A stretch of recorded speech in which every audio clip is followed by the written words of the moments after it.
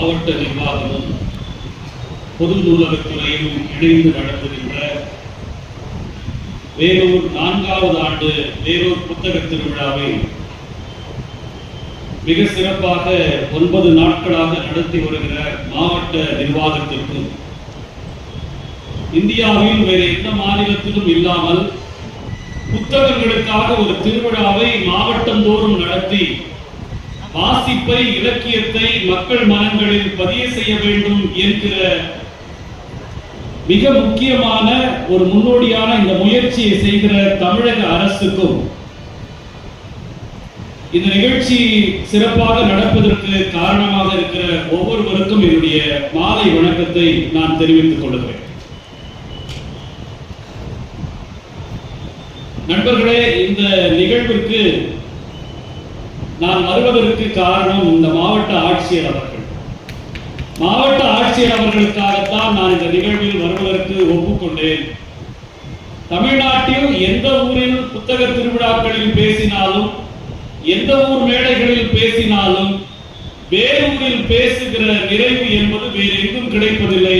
ஏனென்றால் வேலூர் தான் மேடையில் ஏறி பேசுவதற்கான பயிற்சி எனக்கு தந்த இடம் வேலூர். இங்க இருக்கிற காவு அரங்கம் தான் நான் முதல்ல ஒரு பெரிய அரங்கத்தில் ஏறி பேசுவதற்கான அந்த பழக்கத்தை பேசுகிற அந்த பயிற்சியை எடுத்த ஒரு இடம். நான் தத்தி நடந்த இடம் வேலூர். எனவே வேலூருக்கு ஒரு மிகப்பெரிய சிறப்பு உண்டு. எங்கு திரும்பினாலும் வரலாறுகள் நிறைந்த ஒரு மண் என்றால் அது வேலூர் தான். நாம் எங்கு திரும்பினாலும் எதை பார்த்தாலும் மிக முக்கியமான வரலாற்று சுவடுகள் நிறைந்த ஒரு இடம் நம்முடைய வேலூர்.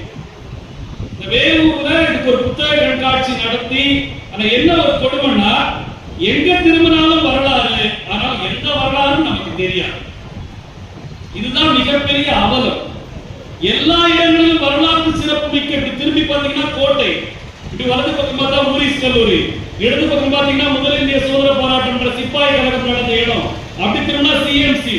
இந்த மாதிரி திரும்புற இடங்கள் எல்லாம் வரலாறுகள் நிரம்பிய ஒரு இடம் வேலூர் நண்பர்களே.